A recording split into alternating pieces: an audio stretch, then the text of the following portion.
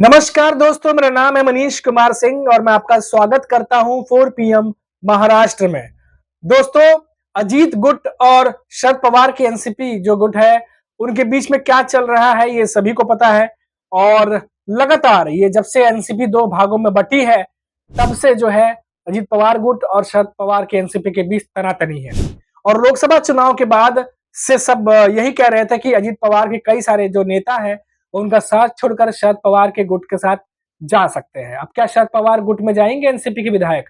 इन अटकलों के बीच अजीत पवार का एक बड़ा बयान सामने आया है।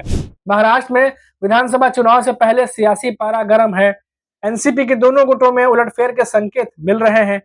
एक तरफ जहां शरद पवार गुट का दावा है कि एनसीपी विधायक उनके संपर्क में है, वहीं दूसरी ओर अजीत पवार गुट का भी दावा है कि शरद पवार गुट के विधायक उनकी पार्टी में शामिल हो सकते हैं। अब इस पूरे मामले को लेकर डिप्टी सीएम अजीत पवार की प्रतिक्रिया सामने आई है। अटकलों के बीच अजीत पवार ने साफ कर दिया है कि कोई भी कहीं नहीं जाएगा। उन्होंने यह स्पष्ट किया है कि लोकसभा चुनाव के बाद सभी विधायकों की बैठक कर आगामी विधानसभा चुनाव की तैयारी शुरू कर दी गई है। शरद चंद्र पवार की पार्टी एनसीपी की ओर से विधायकों की वापसी को लेकर लगातार चर्चा हो रही है। दिलचस्प बात यह है कि दावा एनसीपी के विधायक रोहित पवार ने किया था। इस पर अजीत पवार ने कड़ी प्रतिक्रिया दी है। अब जो मीडिया रिपोर्ट सामने आ रही हैं, जो सोर्सेस के हवाले से खबर आ रही है, बताया जा रहा है कि अजीत पवार ने निजी तौर पर कहा है कि भले ही मौजूदा विधायक हट जाए, हम नए लोगों को मौका देंगे। एनसीपी के पास फिलहाल कई नए उम्मीदवार हैं। अजीत पवार ने कहा है कि जब हम साथ थे तो मैंने कई नए चेहरों को मौका दिया और आज वो सभी अच्छे पदों पर काम कर रहे हैं।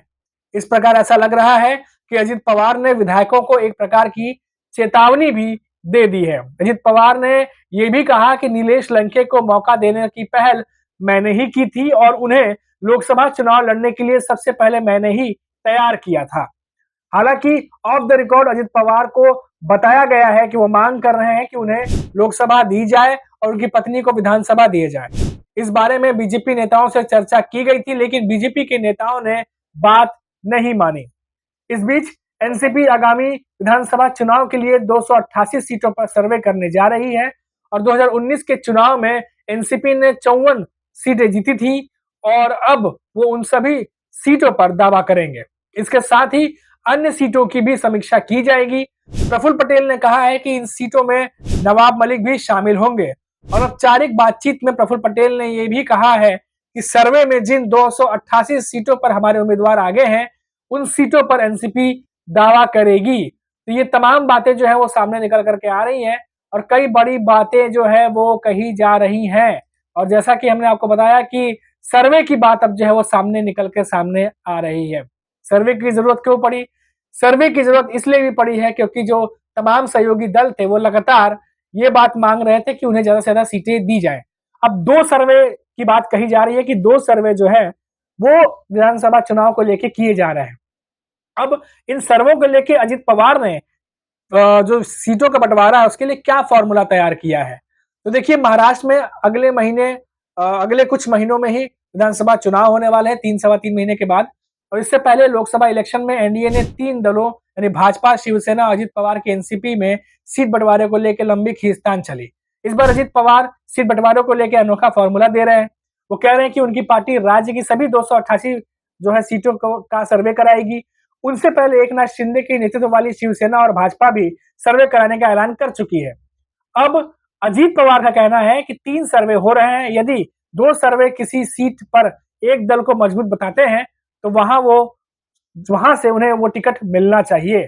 अब अजीत पवार का खेमा पहले ही दावा कर चुका है कि उन्हें कम से कम 60 सीटें मिलनी चाहिए। हालांकि कई नेताओं ने तो 90 सीटों तक डिमांड की थी। वही एकनाथ शिंदे गुट के करीब 125 सीटों की मांग कर चुके हैं। और जैसे कुछ दिनों पहले खबर आई थी कि रामदास कदम ने खुद कहा था कि 100 सीटें हमें चाहिए। खैर, 100 सीटों की बात चल रही है।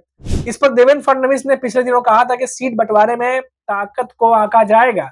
राज्य में भाजपा सबसे मजबूत पार्टी है। वहीं इस पर अब अजीत पवार जो है वो सर्वे वाला तर्क दे रहे हैं। राष्ट्रवादी कांग्रेस पार्टी राज्य में 288 सीटों पर उम्मीदवारों को परखने जा रही है। लोकसभा चुनाव में भाजपा ने अपने आंतरिक सर्वे के आधार पर महागठबंधन के कई उम्मीदवारों का टिकट काट दिया था। इसीलिए एनसीपी ने भी राज्य भर में एक सर्वेक्षण कराने का फैसला किया है। अब डिप्टी सीएम अजित पवार ने कहा कि हर कोई अपने हिसाब से सर्वे करेगा, तीनों के सर्वे सामने रखेंगे और 2 सर्वे एक तरफ चले जाएंगे तो हमारी दावेदारी होगी। बता दें कि लोकसभा चुनाव में एनसीपी को महज रायगढ़ की एक सीट पर ही जीत मिली थी। हालांकि अजित पवार खेमा अब उस हार को भुलाकर विधानसभा इलेक्शन की तैयारी में जुट गया है। बारामती में एक बड़ी रैली करने के बाद एनसीपी चुनाव में जो है उतरने जा रही है। एनसीपी का कहना है कि हम हर सीट का सर्वे कराएंगे। इस सर्वे के नतीजे एनडीए की मीटिंग में रखे जाएंगे। जो मीटिंग होगी उनकी सार्वजनिक जो मीटिंग करेंगे ये दल, फिर वहां यदि किसी एक सीट पर 2 सर्वे एक ही बात कहेंगे, यानी किसी 3 सर्वे में से कोई 2 सर्वे अगर एक ही बात कहेंगे तो उसके आधार पर फैसला जो है वो लिया जाएगा। इस बीच उन्होंने एनसीपी में टूट के कयासों का भी जवाब दिया है। जैसे मैंने आपको बताया कि कई लोग कह रहे थे कि लोकसभा चुनाव के बाद विधायक जो है वो पार्टी छोड़ देंगे, फिर वहां भी फंड मिलने पर छोड़ देंगे। फिर दावा किया गया कि विधान परिषद चुनाव के बाद पार्टी टूट जाएगी, लेकिन कुछ नहीं हुआ। यही नहीं, अजित पवार ने सख्त रुख दिखाते हुए कहा है कि जिन्हें जाना है वे चले जाएं, फिर मैं नए चेहरों को पार्टी में लाऊंगा। यानी अजित पवार अपनी तरफ से तैयारी करके बैठे हैं और लोकसभा चुनाव जिस तरीके से उनके खिलाफ गए हैं, लगता है कि अजित पवार ने मजबूती से अब तैयारी शुरू कर दी है कि कैसे भी करके इस मुसीबत की घड़ी से उन्हें उबरना होगा। और आप देखिए कि एमवीए गठबंधन जो है, जहां पर उद्धव ठाकरे और शरद पवार और कांग्रेस जो है वो शामिल है, कितनी मजबूती से वो लोकसभा चुनाव में महायुति को शिकस्त देने के बाद अब विधानसभा चुनाव की तरफ आगे बढ़ते चले जा रहे हैं, जहां एक तरफ उनकी अंदरूनी तैयारी शुरू है, साथ ही साथ बाहर मुद्दों को लेकर के वो तैयार बैठे हैं और विधानसभा चुनाव में क्या फॉर्मूला होगा उस पर मीटिंग चल रही है। वहीं महायुति को आप तीनों दलों को देखें तो अंदर जो घमासान चल रहा है उसके साथ साथ उन्हें भी देखना है और साथ ही साथ जो विधानसभा चुनाव में जो कमियां हैं उनको पूरा भी करना है। और उसके अलावा जो सबसे बड़ी बात है कि पार्टी के नेताओं को कैसे मनाना है, क्योंकि लोकसभा चुनाव में तो ये नेता फिर भी चुप बैठ गए थे, लेकिन क्या इस बार विधानसभा चुनाव में इनके मन मुताबिक अगर सीटें इन्हें नहीं मिली जहां से इन्हें लगता है कि मिलना चाहिए, तो फिर समीकरण महाराष्ट्र की राजनीति में क्या होगा।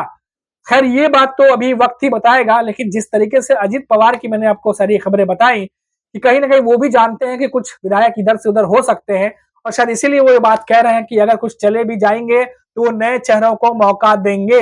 ये एक बहुत बड़ी बात अजित पवार कहते दिखाई दे रहे हैं।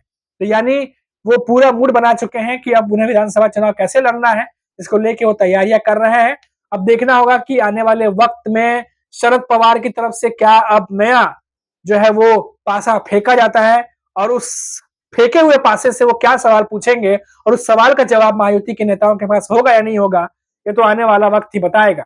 अभी के लिए फिलहाल इतना ही, फिर लौटेंगे तो बात करेंगे किसी बड़ी खबर पर। तब तक के लिए मुझे इजाजत दीजिए। नमस्कार।